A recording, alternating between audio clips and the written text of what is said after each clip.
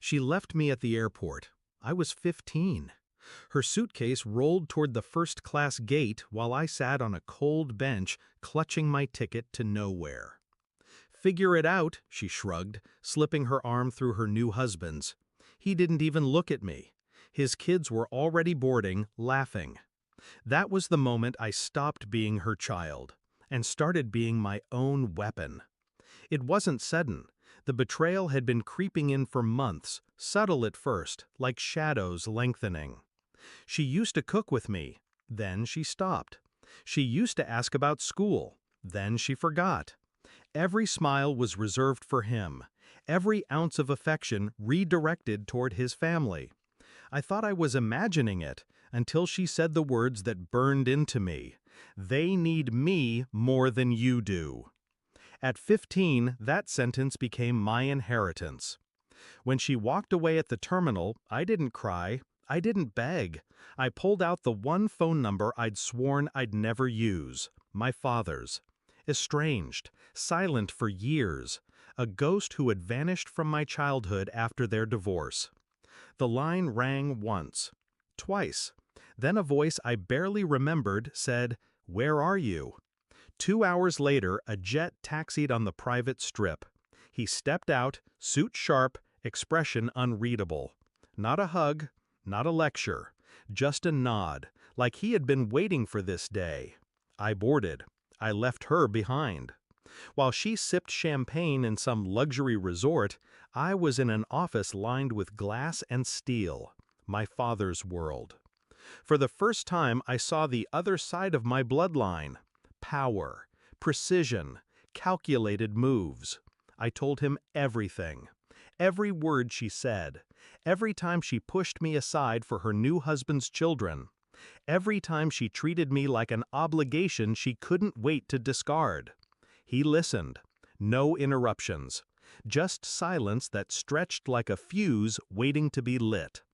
When I finished, he poured a drink and said only, "Then she forfeited you." And with that, she forfeited everything. The plan began that night. Not with rage, with paperwork. Custody petitions, asset audits, investigations into her husband's finances. My father didn't raise his voice. He raised an army of lawyers. They found cracks in her perfect life. Tax evasion, fraud tucked behind offshore accounts, custody violations buried in forgotten court records. Every document was a nail, and I was learning how to build the coffin. By the time she returned, sunburned and glowing from her vacation, my room was empty. What she found instead was an envelope taped to the wall. Inside, an official notice. Illegal occupancy. Pending investigation. Court summons. Her face must have drained white, because in that moment she realized I hadn't waited for her love. I had dismantled her protection. Weeks later, I saw her again, in court. She walked in with him by her side, her hand trembling in his. I sat with my father, calm, collected, watching her eyes dart between the judge and the pile of evidence stacked against her. Every lie she'd told, every dollar misused, every document she had signed carelessly, it was all there, turned into a weapon sharper than a blade. When the judge ruled, it was swift. Custody fully transferred. Assets frozen. Investigations launched. Her husband muttered under his breath. She gripped his arm, but I could see it in her eyes. She knew he'd leave the moment the money dried up. That night, she called me. Her voice broke through the phone, pleading. "You don't understand. I thought I was doing what was best. Please, just talk to me." But I had already learned the truth at 15. She hadn't chosen what was best for me. She had chosen what was easiest for her. So I gave her the only words I owed. "You figured it out. Now I did too." And I hung up. The house she thought she owned is gone. The accounts she relied on, seized.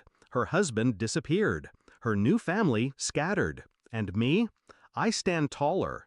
Not because I won, but because I survived the moment she tried to erase me, and turned it into the moment I erased her hold over me.